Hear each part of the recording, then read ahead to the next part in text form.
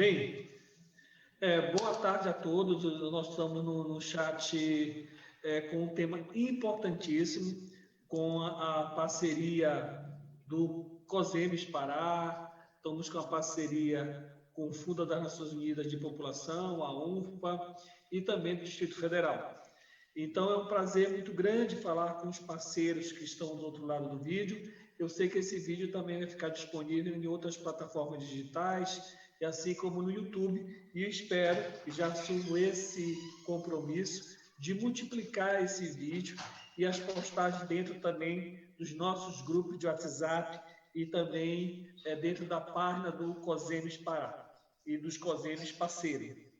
Vivemos hoje uma situação muito difícil que eu acho que nossa geração nunca imaginou passar. Não só essa geração, eu acho que nem nas gerações dos nossos pais não imaginamos passar por problemas tão gigantescos na área de saúde pública como a pandemia da Covid-19.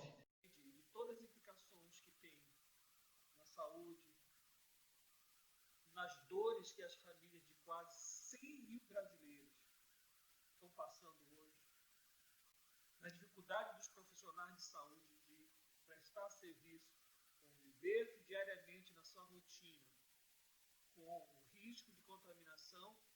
A segunda parte, porque não tínhamos EPIs suficientes para nossas equipes. E, por fim, os próprios usuários tinham medo de ir à unidade de saúde. Isso provocou que diversos serviços da atenção primária fossem paralisados. Imagine no nosso país, e na região Amazônia, a qual eu pertenço e represento, o impacto disso numa área que já é tão deficitária de atenção primária em saúde, tão deficitária de médico, tão deficitária de atenção global relacionada à pobreza. Esse impacto é gigantesco.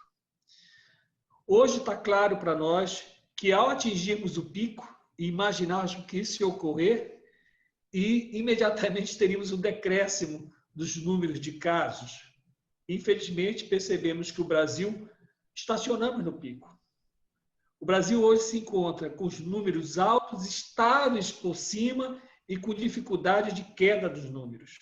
Faz com que a gente tenha que ter aprendizado de saber conviver com esse cenário adverso da pandemia, com os riscos do coronavírus, mas estarmos preparados para retomarmos nossas atividades, retomarmos nossas ações de saúde, retomarmos nossas assistências de saúde, sob pena de a gente ter não mais uma segunda onda relacionada à Covid-19, mas uma segunda, terceira, quarta onda causada pelo transtorno relacionado à falta de pré-natal, relacionado ao cuidado da gestante, da puérpera, a criança, a infância.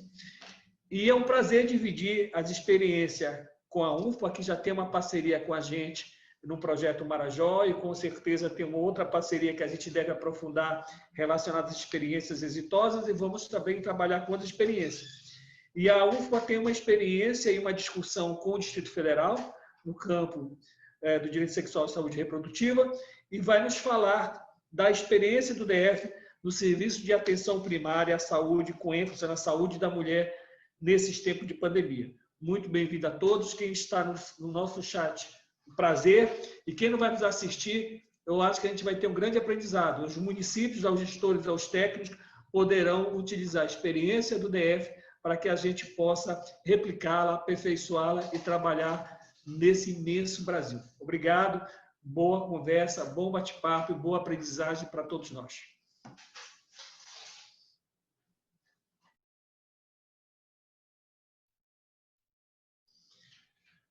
Naí, o teu microfone não tem um áudio.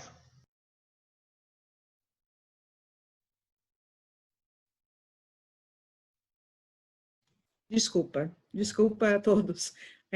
Então, assim, primeiramente eu quero agradecer a parceria do Dr. Charles, né? Nesse momento, para a gente, é um momento muito importante, né? Quero agradecer também a participação de todos nesse evento, né? Meu nome é Naís Souza, sou oficial de programa do Fundo de População das Nações Unidas.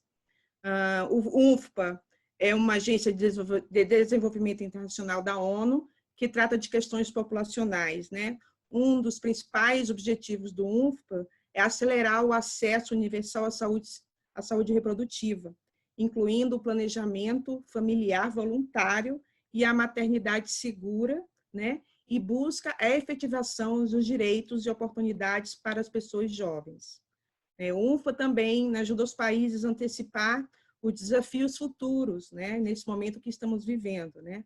Oferece assistência técnica também para apoiar a implementação de políticas e a construção de capacidades nacionais, assegurando que a saúde reprodutiva e os direitos das mulheres e pessoas jovens permaneçam como questões centrais na agenda de desenvolvimento, né? Estamos programando, a partir de agora, conjuntamente com o COSEMES Pará, uma série de webinar, né, que será realizado a cada 15 dias, né, de 15 em 15 dias, né, trazendo temas que possam ser colocados em prática e bem aproveitados para a realidade local, né. Nesse primeiro webinário, a gente vai contar com a parceria e a cooperação e, enfim, do Dr. Fernando Eric, né? Dr. Fernando Eric, eu vou fazer uma breve introdução, né, do currículo extenso dele. É médico, né? Hoje é o coordenador da atenção primária da Secretaria Estadual de Saúde do Distrito Federal, né? E irá compartilhar conosco a experiência do Distrito Federal, né? É médico graduado pela Universidade Católica de Brasília, residência médica em Medicina da Família e Comunidade para a Escola Superior de Ciências da Saúde, pós-graduação em Atenção Básica na Saúde da Família, né? Vem fazendo pós-graduação lá de Ciência e Medicina de Urgência e Emergência pela Faculdade Israelita de Ciências da Saúde Albert Einstein, né? Então, participa de projetos de políticas de saúde na área de tomadas de evidências pelo Instituto de Ensino e Pesquisa do Hospital Sírio-Libanês de São Paulo, né? É servidor estatutário da Secretaria de Saúde e do cargo de médico da família de comunidade, né?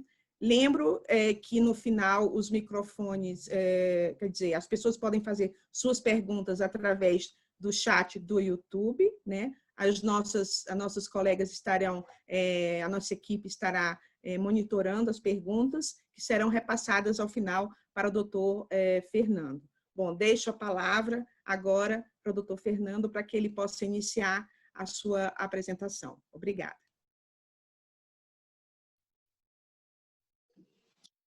Obrigado, Nair. Obrigado pela oportunidade de falar sobre esse tema. Obrigado também ao Dr. Charles do COSEMES Pará pela oportunidade desse webinário. E trazer nesse momento um recorte, né, de um tema tão importante quanto essa questão da oferta de serviços à saúde da mulher. Nós estamos com uma...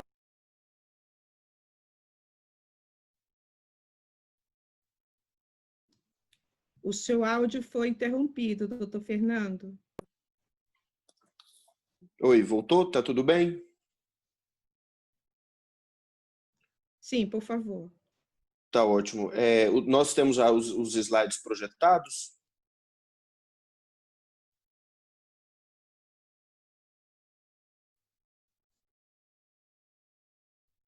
Mais alguns segundos. Tá ótimo. Bom, pessoal,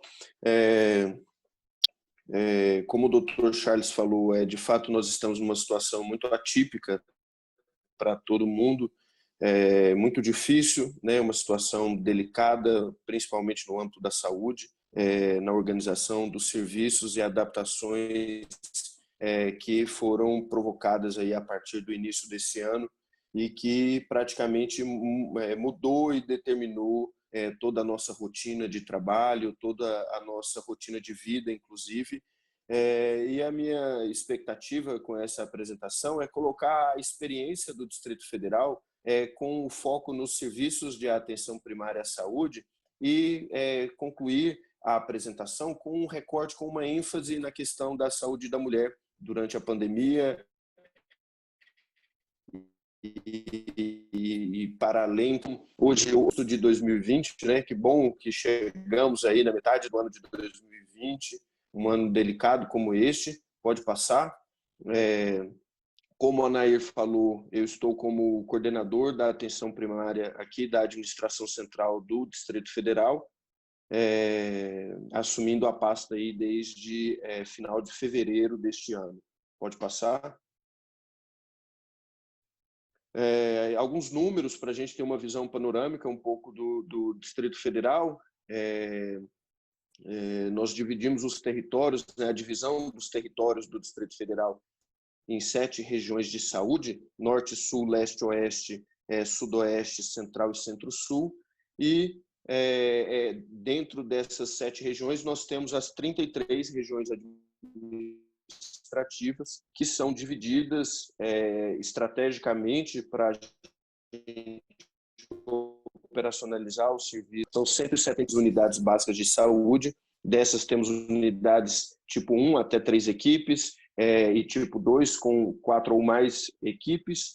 E ao total nós temos 590 equipes de saúde da família no território, para atender a uma população de mais ou menos 3 milhões de pessoas, pensando no território do Distrito Federal e pensando numa região integrada de desenvolvimento do Distrito Federal e em torno, a RID, uma população de, em média, 4 milhões e meio de pessoas que, direta ou indiretamente, participam aí do universo de serviços de saúde do Distrito Federal. Pode passar? Para a gente ter uma ideia de mapa, a gente fala bastante dessa questão das cartografias, da territorialização, da gente ter uma noção um pouco mais íntima do que acontece com os territórios. A rede integrada, a RID, ela pega municípios do estado de Goiás, do estado de Minas Gerais. Pode passar. E é importante a gente colocar essa questão dos mapas e essa próxima imagem. Vocês conseguem ver os limites geopolíticos do Distrito Federal, mas que temos uma formação da metrópole, né, da região urbana do Distrito Federal e do entorno, fazendo aí uma teia tentacular, o que acaba justificando as interações, as movimentações sociais, o que também começa a dar para a gente uma noção melhor de como será a densidade populacional, o que acaba estando relacionado intimamente aos focos, né, aos epicentros da transmissão comunitária, da perpetuação da transmissão comunitária na nossa região. Então, aqui dá para você ver que justamente nesse miolo de maior densidade urbana, que a gente pega na região da região oeste e sudoeste, principalmente Ceilândia, Samambaia, Taguatinga e regiões adjacentes, são as regiões onde acumulam hoje a maior quantidade de casos, né, da transmissão sustentada, transmissão comunitária sustentada, o que acaba que faz com que os nossos esforços eles sejam direcionados de forma proporcional a essas necessidades. Pode passar. Nesse próximo mapa, nós temos as regiões de saúde em cores, né? Então dá para ver a norte, sul, leste, oeste, são as regiões de saúde. Pode passar também. E nessa próxima imagem, uma visão que dá para a gente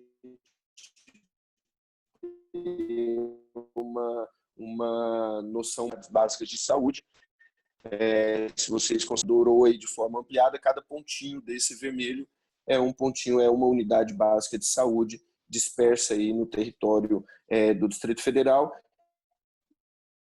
E esse miolo que vai desde o plano piloto, esse densamento populacional até a porção ali da Ceilândia, na região oeste nacional do Distrito Federal, onde tem também uma grande quantidade de equipes de estratégia de saúde da família e das unidades básicas de saúde. Pode passar. Fazendo um resgate histórico, né, importante para a gente conseguir mapear esse primeiro semestre do ano de 2020, colocando que nós tivemos aqui para o Distrito Federal, que foi declarada a situação de emergência no âmbito da saúde pública do Distrito Federal em razão do risco de pandemia. Em março desse ano foi quando nós tivemos o nosso primeiro caso confirmado aqui no território do Distrito Federal. Uma moradora aqui do Distrito Federal que tinha feito uma viagem internacional, acabou que foi o primeiro caso do Distrito Federal, ela ficou no hospital muito tempo, ela se recuperou, ela está viva. Para a gente também foi um marco muito importante, o acompanhamento. Dia 11 de março, a gente dispõe das medidas públicas, da importância internacional decorrente do novo coronavírus, e essas providências elas foram muito de um fechamento dos serviços não essenciais, da interrupção das atividades escolares, da mobilização de todos os esforços aí dentro da cidade para a gente começar a organizar o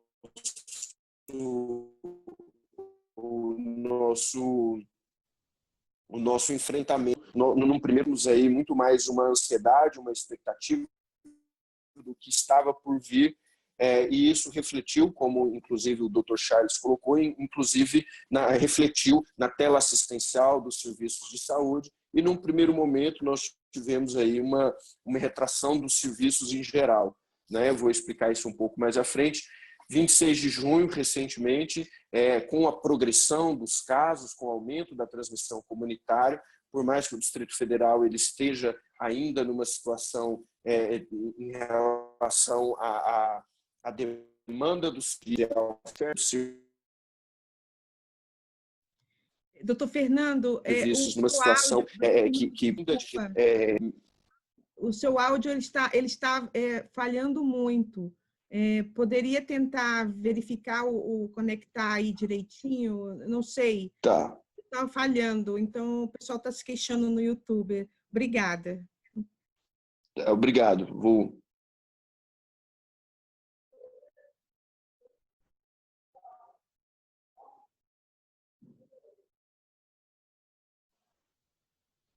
Né? E verifica se houve melhora, por gentileza. Sim, bastante. Obrigada. Obrigado. Se precisar, novamente, a gente retoma a ideia. Então, colocando que 26 de junho foi quando o governo do Distrito Federal declara o estado de calamidade pública no âmbito do Distrito Federal em decorrência da pandemia. Talvez estejamos hoje num momento mais difícil, né, num momento onde a gente alcança um número elevado de casos e uma manutenção dessa transmissão comunitária com um platô. Não chegamos ainda nesse platô, eu acho que estamos nessa vigência de observar nos próximos momentos, nos próximos dias, em relação ao que irá acontecer com a quantidade de casos, né, a manutenção da quantidade de casos ou ao início da supressão e queda da transmissão. Pode passar? No nosso último boletim epidemiológico, boletim 156, nós havíamos registrado no dia 5/8 um N total de 115 casos, 115 mil casos e 1.605 óbitos.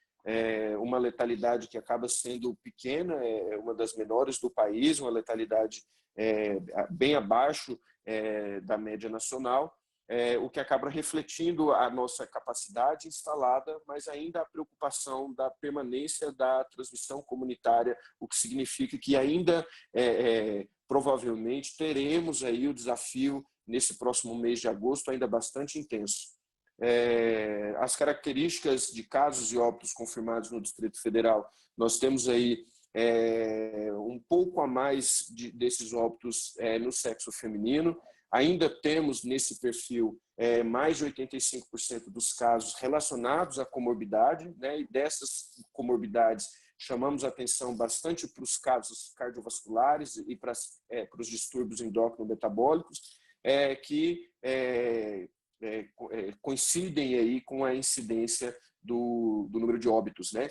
E infelizmente aí temos uma quantidade já de profissionais de saúde e de segurança pública que também faleceram nesse percurso.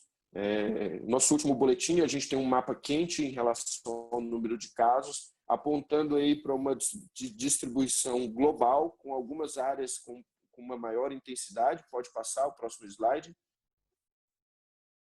Esse próximo slide aí, que é o slide que coloca a questão dos casos, né, da porcentagem dos casos masculino e feminino, da questão das comorbidades. Nós temos aí na presença de comorbidade 86,5%, e da relação das comorbidades, né, muito vinculados às doenças crônicas não transmissíveis. Pode passar para o próximo slide. E aí nós temos hoje no Distrito Federal, esse é o nosso boletim 156, uma distribuição global dos casos no Distrito Federal, com uma transmissão comunitária significativa, com algumas regiões naturalmente com a intensidade um pouco mais elevada, né, com a incidência mais elevada, mas é uma preocupação global para o Distrito Federal, assim como para a maioria das regiões do Brasil. Pode passar.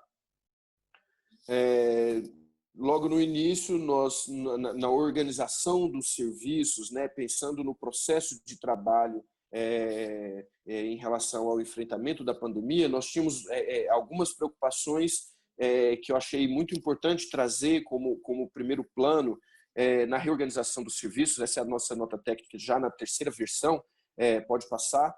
E aí, talvez, numa visão geral, a nossa preocupação, ela na atenção primária, ela sempre se manteve aos olhos da manutenção, com adaptações, naturalmente, da oferta da carteira de serviços da atenção primária. Então, num primeiro momento, inclusive eu acredito que todos os estados caminharam para num primeiro momento, uma visão um pouco mais segura da biossegurança, dos processos de trabalho, e acabaram limitando um pouco a carteira de serviços para as outras demandas espontâneas e começando a priorizar bastante a questão da carteira de serviços mínimas e começar a fazer esse balanço entre o que seria diretamente envolvido com a primeira onda do acometimento, né, da carga do coronavírus e da deshospitalização desses pacientes, e num segundo momento a observação do impacto disso tanto nas outras causas, né, urgentes e emergentes que não eram Covid. No Distrito Federal a gente teve bastante, de forma emblemática, a questão da dengue, né? Desde o ano de 2019, desde o ano passado, a gente já vem passando por uma situação atípica com a questão da dengue, zika e chikungunya, e acabamos que também isso foi um panorama em algumas regiões específicas dentro do Distrito Federal, um verdadeiro desafio, né, organizar. Tivemos, inclusive, bastante encontros clínicos em relação à semelhança da apresentação dos casos inespecíficos das síndromes febris, da dengue com o coronavírus. E dentro dessa organização dos serviços, a manutenção desse acesso com fluxo específico e retaguarda para os casos suspeitos do coronavírus. Então, era muito uma questão da gente garantir que, principalmente nessas populações, nos territórios de maior densidade populacional, que muitas vezes coincide com os territórios também de outras vulnerabilidades, conseguir a permanência do acesso dessas pessoas às outras carteiras de serviço, e a gente vai falar um pouco mais adiante o quanto isso impacta na carteira da saúde da mulher e tudo o que isso envolve, e a questão da gente conseguir manter a biossegurança, né? Não só implementar, mas consolidar uma noção e uma cultura de biossegurança dentro da atenção primária. A gente vê que eu acho que isso vai ser um dos grandes legados para a atenção primária, é a cultura de biossegurança dentro dos nossos serviços. E talvez esta será esse binômio do acesso e do fluxo específico com a atenção primária conectada à rede de atenção especializada, à rede de atenção ambulatorial secundária, à rede de serviços da atenção hospitalar, e no caso da necessidade da internação, no caso da necessidade de intervenções mais drásticas, de ter a capacidade inclusive, de ter esse transporte interhospitalar. Essa foi uma preocupação muito intensa da nossa parte, no sentido de consolidar a atenção primária como porta de entrada e valorizar a retaguarda na rede, se orientando a capacidade instalada dos serviços. E algumas situações específicas que eu acho que consumiram bastante tempo, energia, atenção, em relação a alguns detalhes que nós preferimos e evoluímos muito, inclusive, no sentido dos trabalhos nessas situações específicas, que eu vou trazer um pouco mais adiante. Pode passar. No sentido da manutenção com adaptações da oferta da carteira de serviços, pode passar, esse mesmo, é esse slide mesmo. Então, pode voltar.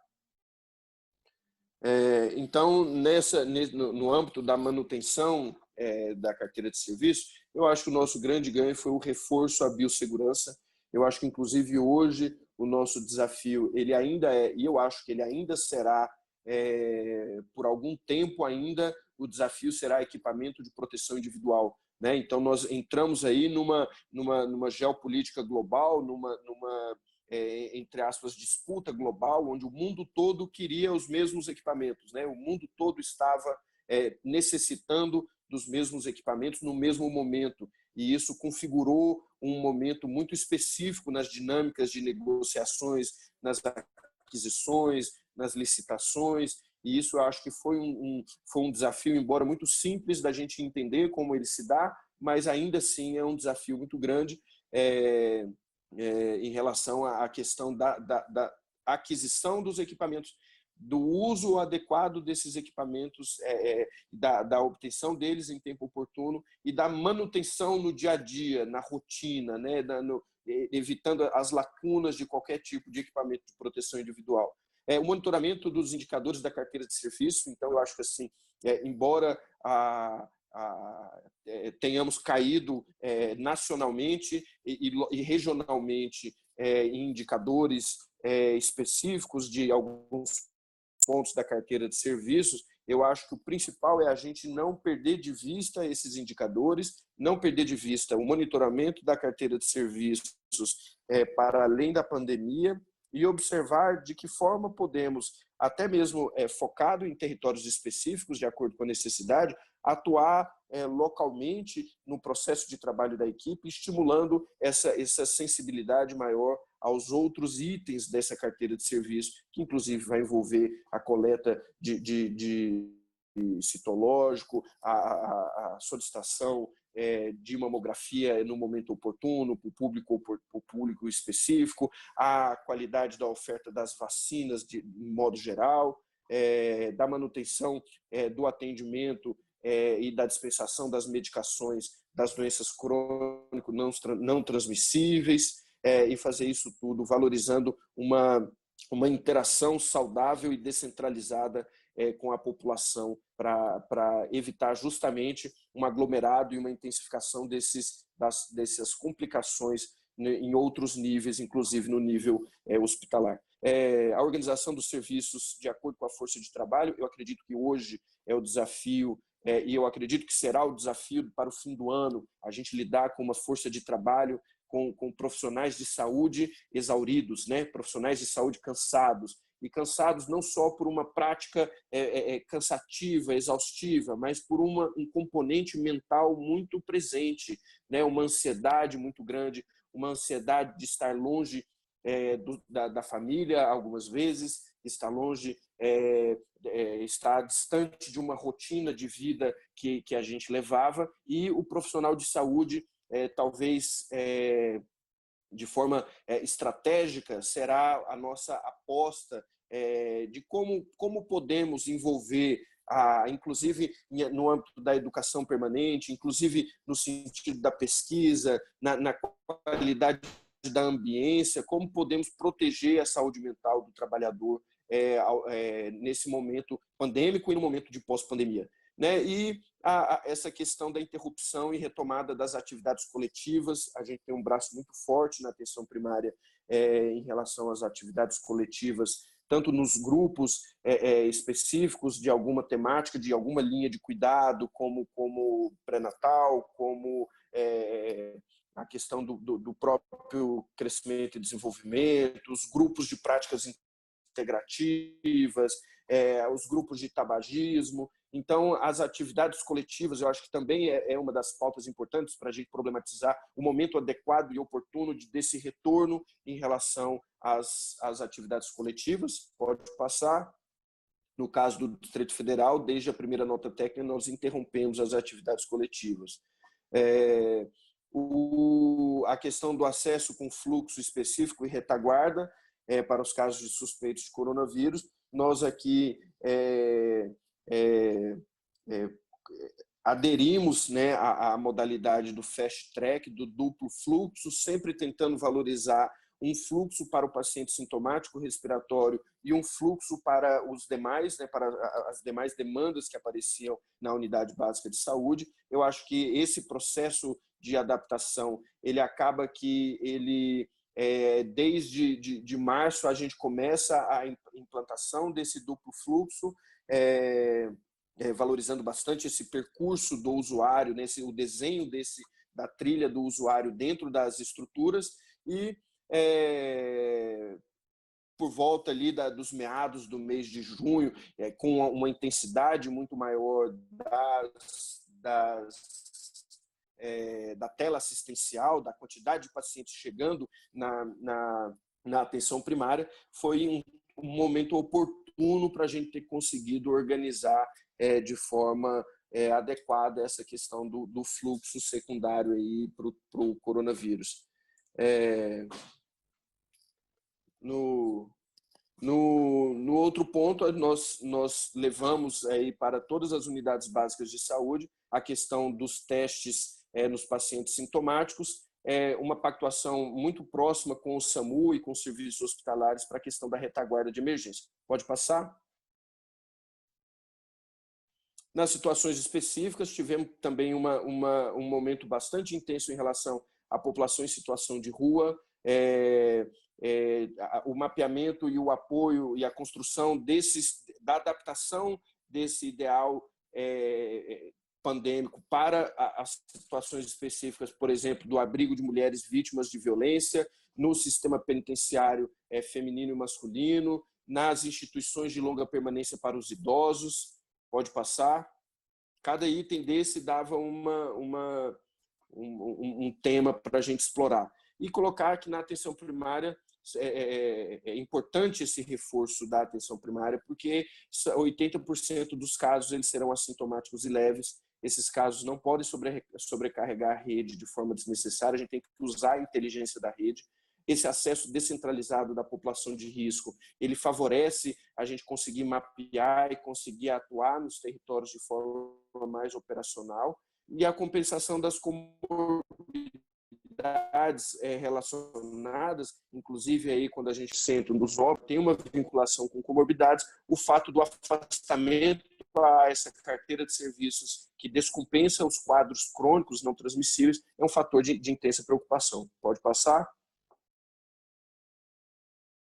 E aí o nosso foco no Distrito Federal, e eu acho que é uma grande uma proposição que a gente gostaria de trazer, é a íntima relação do fortalecimento da qualificação dos processos e da expansão, tanto em quantidade como em qualidade, da atenção primária como resposta capaz não só de sustentar esse momento difícil de pandemia, como a preocupação, acho que atual, que é a manutenção, a continuidade, né? Em algum momento nós teremos uma fase que será diferente desta e precisaremos continuar. E essa continuidade, ela se dará acompanhando os ciclos de vida das pessoas longitudinalmente, e isso se faz com aumento do acesso aos serviços na atenção primária. Uma expansão que tem aos olhos da vulnerabilidade. A partir do momento que a gente vê mapa, que a gente discute território, a gente discute indicadores de vulnerabilidade, a gente de forma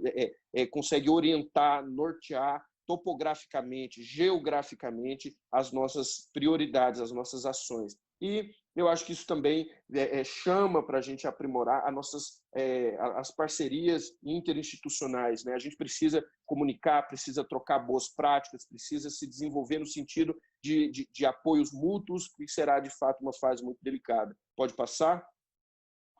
E isso tudo na conexão do que a gente vem trazendo,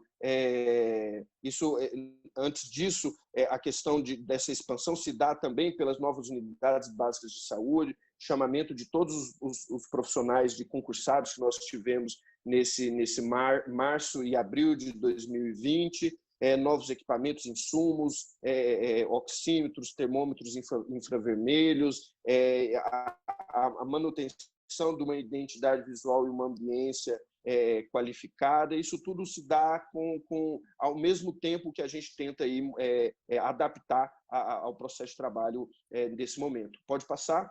E aí nós temos essa íntima relação de que a expansão da qualidade da estratégia de saúde da família. Nós estamos passando hoje no DF ainda pela consolidação do modelo estratégia de saúde da família, que valoriza a atenção primária como porta de entrada, que ela é territorializada, que é um trabalho multiprofissional, um trabalho que valoriza o trabalho em equipe, o esforço da equipe de compreender as dinâmicas daquele território, se entender com aquela comunidade adscrita naquele território, e qualificar essa oferta de serviços focada nas nossas necessidades, né? Na necessidade daquela comunidade, daquelas pessoas, daquele território. E uma das coisas que a gente vem trabalhando com bastante intensidade é a questão da saúde reprodutiva, é a questão que envolve não só uma questão de fortalecer de forma global o acesso aos cuidados primários, de todos os casos que a gente está falando aqui do potencial da atenção primária, mas a gente conseguir entender que os territórios, as regiões, inclusive em 2019 a gente está com um relatório importante da diminuição, da redução importante da mortalidade materno-infantil no Distrito Federal relacionada à cobertura de estratégia de saúde da família, relacionada ao aumento de cobertura. Regiões com melhor cobertura de atenção primária no modelo de estratégia de saúde da família indicaram aí para a gente que tivemos significativa redução na mortalidade materno-infantil, isso por uma qualidade no acesso ao pré-natal, na puericultura, o planejamento familiar, a conexão disso com a porção da educação sexual reprodutiva e acesso aos métodos contraceptivos. Nós no DF investimos bastante nessa questão dos LARCs, né, que é a questão dos contraceptivos de longa ação reversíveis, no caso o DIU. Tivemos um aumento expressivo, aumentando o número de equipes. Então, aumentando o número de equipes de estratégia de saúde da família com um profissional qualificado, né? Então, assim, com médico de família e comunidade, com enfermeiro de família e comunidade, com técnico qualificado, com a figura do papel do agente comunitário de saúde, com a qualidade do serviço multiprofissional dos equipamentos. Então, isso tudo aí está relacionado com a qualificação e expansão desenhando para esse momento. Isso, em geral, eles precisam continuar independente e naturalmente na queda e dessa oferta por N fatores, por múltiplos fatores relacionados ao absenteísmo, nas consultas, a baixa procura de alguns serviços, a nosso trabalho, uma preocupação, uma visão de túnel em relação à pandemia, mas a gente precisa aí aumentar o nosso espectro, ter essa visão panorâmica em relação a tudo que está acontecendo. E como que a gente está fazendo isso? Otimizar primeiro o registro. Então, a gente tem ainda, nesse momento, uma preocupação muito grande do que está sendo feito da gente conseguir registrar. Eu acho que esse é um passo simples também, mas que a gente precisa avançar, qualificar os nossos registros, mapear as populações vulneráveis. Então, a gente vê que as populações que têm os índices de vulnerabilidade apresentando, inclusive os índices socioeconômicos, os índices de desenvolvimento humano, eles apontam que também ali são focos onde tem maior número de gestações não intencionais, maior número de violência contra a família, maior número de violência contra a criança, maior número de exploração sexual, de situações aí que você vai, para conseguir lidar com isso, você vai abranger não só de forma assistencial, mas tentando compreender todos esses determinantes sociais que condicionam essa situação. Então, ampliar o escopo de métodos contraceptivos de longa duração é um ponto estratégico que a gente, inclusive, estamos aí talvez já desde o ano passado discutindo em parceria com a UNFPA, com a expertise toda que o Fundo de Populações das Nações Unidas nos traz, evidenciando aí a qualidade, estimulando aí o investimento, inclusive a proteção do orçamento público para essa finalidade. Estimulamos bastante a questão do acolhimento. Então, acho que num primeiro momento, a estratégia de saúde da família, quando entra na lógica da territorialização, a gente precisa se preocupar muito nesse sentido de que esses recortes de território eles não virem barreira de acesso e que a gente consiga colocar na linha de frente do nosso serviço não só um acesso, uma triagem, uma classificação de risco, mas também se valorizar de uma abordagem humanizada em relação ao olhar amplo para quem que está chegando lá, qual é o momento de vida que essa pessoa está chegando lá na unidade e que tipo de serviço que a gente pode ofertar, né? Além disso, temos também o fortalecimento das ações de educação sexual e reprodutiva no âmbito das escolas. Então, a saúde próxima da educação, ela vai ter um benefício multiplicado. Então, se a gente, inclusive, tem um projeto que a gente pode falar depois até mais, educação aos pares, que a gente está visando instalar aqui no Distrito Federal, com sentinelas adolescentes nas escolas, para sensivelmente perceber ali qual é uma situação de maior vulnerabilidade, qual é uma pessoa que possa estar precisando de um apoio em determinadas fases. E o monitoramento do impacto desse investimento. Então, nós hoje temos uma evidência robusta já, tanto nacional quanto internacional, do quanto é importante investir na saúde da mulher, investir no planejamento familiar, né? De fato, a saúde da mulher e da carteira de serviços, mas ao apoio geral, global à família, que é o que a gente visa, né? É qualificar como um todo os processos de trabalho. Pode passar. E, naturalmente, nós esperamos com isso empoderar mais pessoas para que consigam tomar decisões informadas e autônomas, né? Isso é um direito, isso é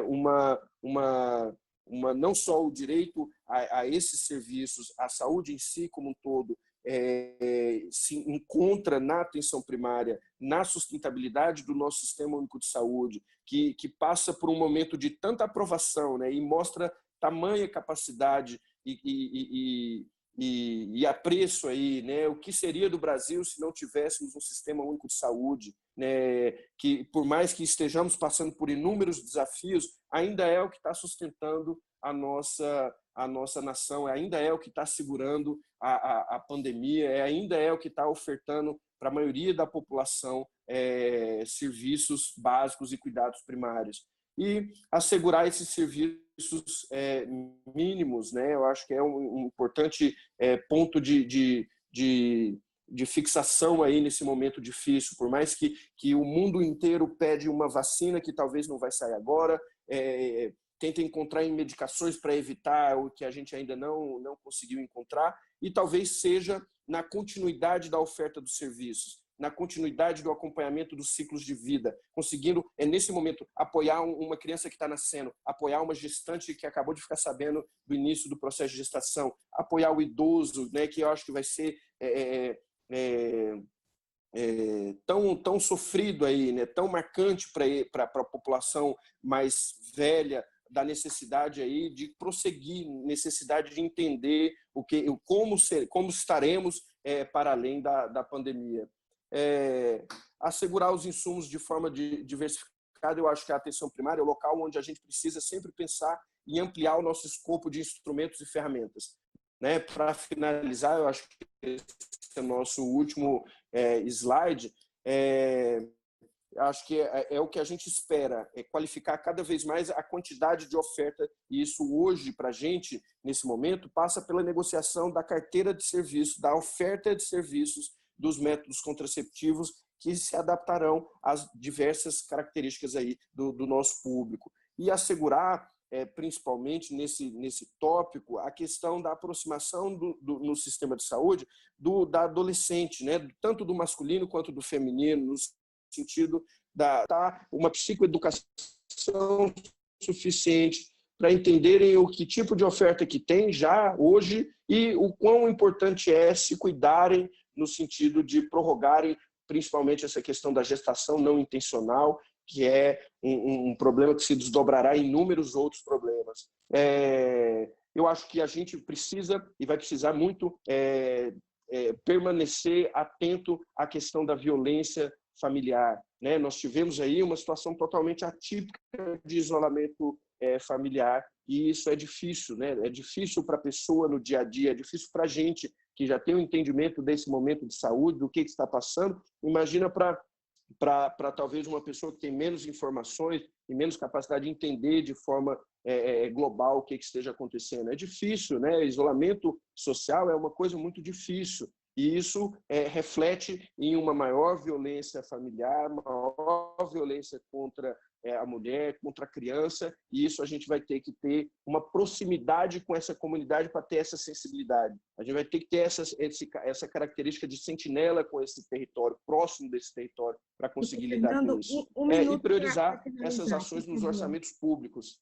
Tá ótimo, esse é o nosso último slide. E priorizar isso de forma estratégica nos nossos orçamentos públicos, no sentido de entender o quão significativo é para o sistema de saúde e também para o Estado como um todo, a aposta na saúde da mulher. A aposta na saúde da mulher no sentido de garantir para ela melhores ferramentas que empoderam para qualificar um momento ideal e específico de uma gestação, por exemplo, que é o nosso recorte e o nosso ponto de discussão. Nós sabemos aí que 27% das adolescentes femininas no Brasil estão afastadas do trabalho, muito disso por uma gestação não planejada, uma gestação não intencional.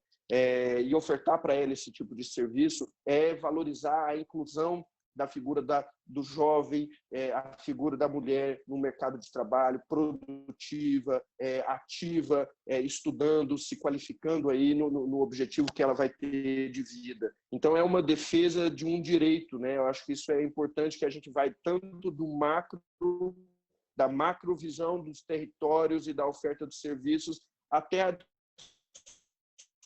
discussão da negociação que a gente para investir nessa pauta e de forma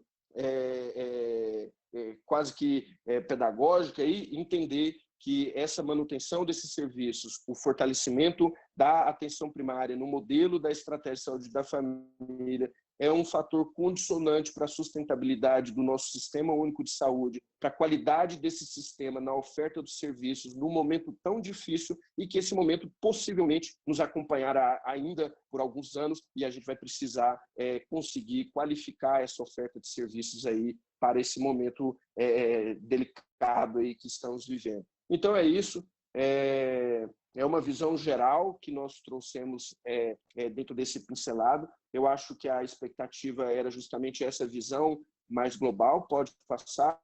Quero agradecer aí a oportunidade de participar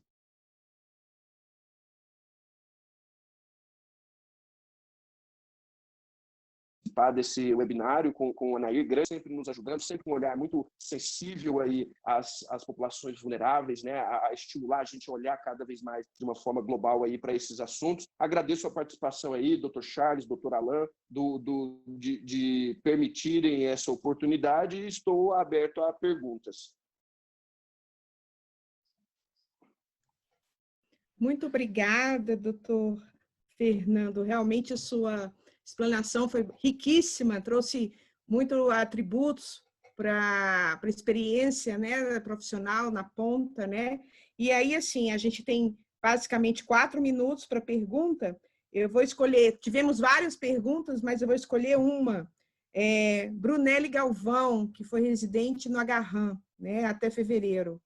ela coloca assim, a dificuldade da colocação do DIU de cobre nas UBFs era grande, tanto que fizemos um ambulatório só para isso, dentro do hospital, né? Como está agora? Facilitou? Como é que está a questão da implantação do DIU? Porque a gente sabe que o DF tem uma estratégia muito forte nas UBSs, né? Na questão da colocação.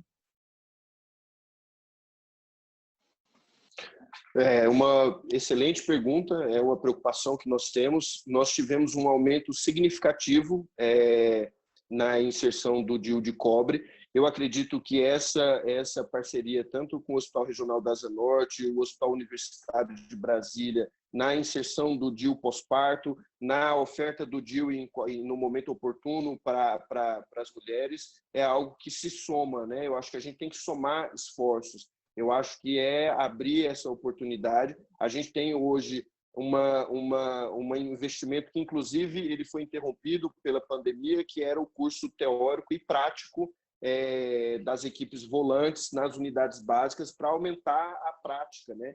Então, nós temos aí algumas unidades básicas de saúde que já estão vendo o impacto da quantidade de pré-natal muito reduzido por um aumento qualificado da oferta, não só do DIU em si, mas de todo o cuidado que envolve a inserção do DIU. Então, estamos aumentando e é uma das nossas pautas principais no sentido desse pacote do planejamento reprodutivo para o DF.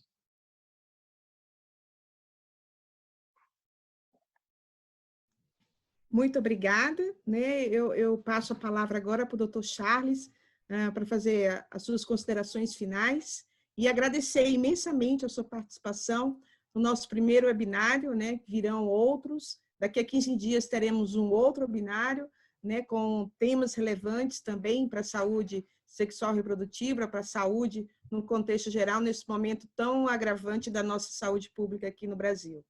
Por favor, Dr. Charles.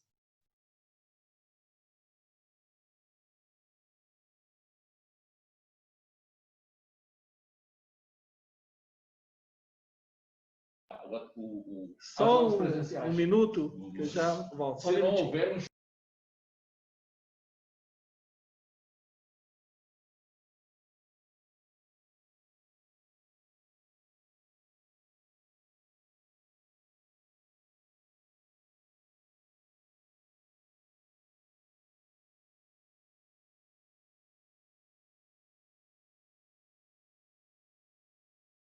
saí de outra sala, onde está tendo um certo barulho. Estão me ouvindo bem, né? Certo. Eu vendo a experiência do DF e já copiando algumas coisas, sabendo que o DF tem uma questão estrutural e, sobretudo, a questão relacionada a recursos humanos muito melhor do que a gente. Até a Amazônia tem um grande problema relacionado à falta de profissionais médicos. Então, nós temos essa questão da estruturação. Mas eu achei positivo a questão da testagem, da definição e do atendimento voltado ao Covid e o replanejamento da rotina, que eu acho que é uma atividade que nos falta muito.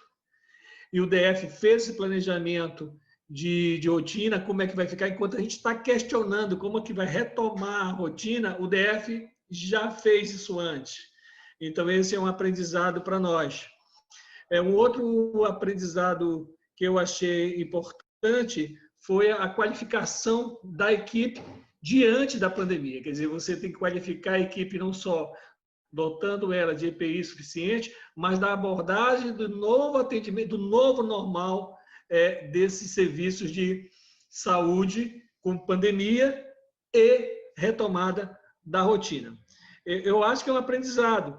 A gente vai pedir à agência e à ADF que a gente possa seguir em outros webinários, se é o primeiro, com as experiências voltadas para nós. Nós temos hoje, inclusive, como eu coloquei, uma grande dificuldade que o DF já fez essa conscientização da população retomar a unidade. E a gente vai ter que ter essa batalha da comunicação e dizer, olha, nossas unidades são seguras, as nossas unidades oferecem serviços que vocês precisam. e são seguras em relação a uma possível contaminação da Covid. E esses passos que o DF fez, eu acho que dá um importante subsídio para que a gente possa seguir, se espelhar e adequá-las à nossa realidade amazônica e à realidade dos diferentes Brasis. Doutor Fernando, por favor. Eu acho que é isso, né?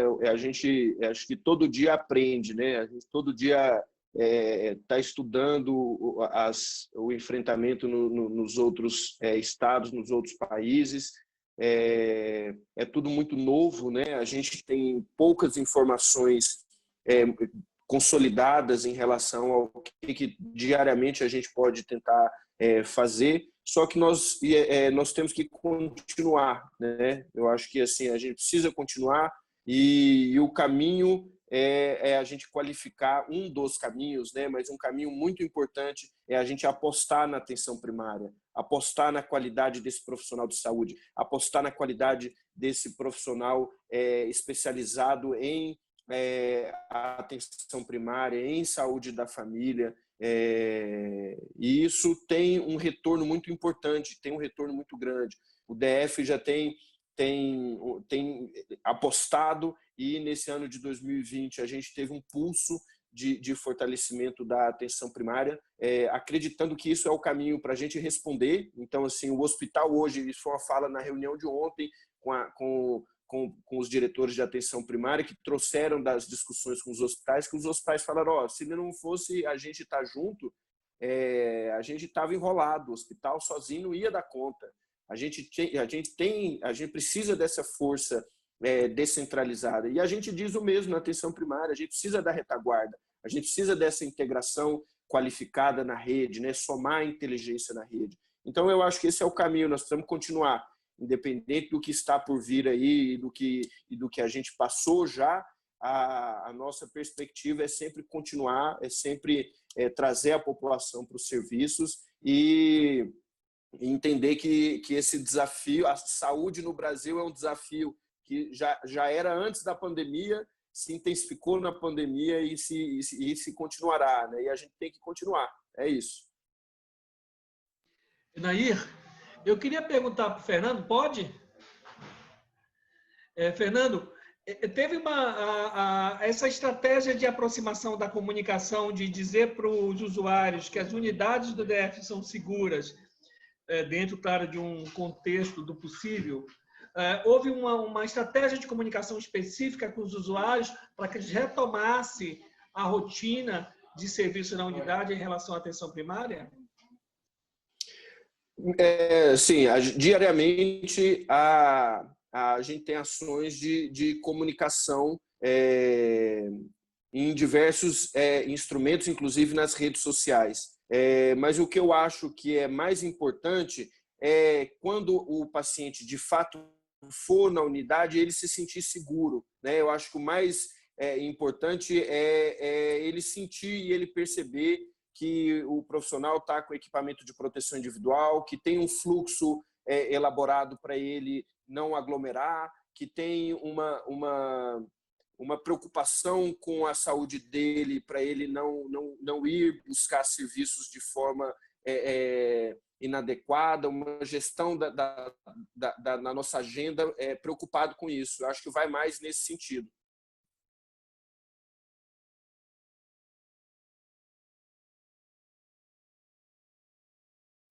Então, assim, eu quero agradecer mais uma vez a participação do Dr. Fernando, aqui da Secretaria de Saúde do DF, nossa grande parceira, né? Está contribuindo nesse webinário com essa outra parceria com o COSEMES. Eu acho que tudo se junta nesse momento, né?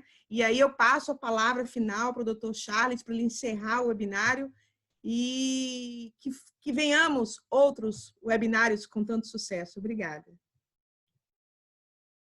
Bem, agradecer a iniciativa que foi, a Nair tem sido uma madrinha do COSEMES Pará e as vezes que eu tive oportunidade de passar no Fundo das Nações Unidas de População em Brasília, tem sido recebido de uma maneira maravilhosa e sempre de maneira de discutir projeto com entusiasmo. Aqui no Pará, eu coloquei da comunicação, Fernando, porque a gente está com uma parceria com o fundo para trabalhar com uma espécie de kit dignidade. É um kit para as puérperas de preferências, as gestantes, irem à unidade e, por ocasião dos seus trabalhos relacionados ao cuidado com o parto, possam receber um kit. Eu acho que é uma experiência que a gente está começando de maneira muito embrionária, mas é uma maneira de dizer para a população: venha para a atenção primária, é necessário que você venha e a gente está preocupado com você. Não é um aceno de, digamos, de comprar o atendimento, mas é um aceno que diz: nós estamos preocupados com você. E essa é uma experiência que eu acho que vai dar muito certo, sobretudo que a gente está trabalhando com os municípios mais pobres do Pará e são, por coincidência, também municípios economicamente pobres. Tem outras riquezas, mas economicamente são municípios mais carentes. São os municípios de Marajoara. E essa experiência vai dar muitos frutos. Eu quero pedir licença do Fundo das Nações Unidas e do Fernando para a gente viralizar esse nosso webinário e discutir com o Fundo outras estratégias que façam com que a gente retome a rotina com os cuidados agora necessários, como a gente viu que o DF fez. E agradecer a todos que estão nos ouvindo, os colegas do chat e também as pessoas que vão nos acompanhar pelas redes sociais depois com a reprodução desse vídeo. Obrigado, Nair, obrigado, Fernando, e todos os colegas que estão nos acompanhando. Nós que agradecemos. Obrigada. Até logo. Obrigado, Dr. Charles. Estamos à disposição. Até a próxima.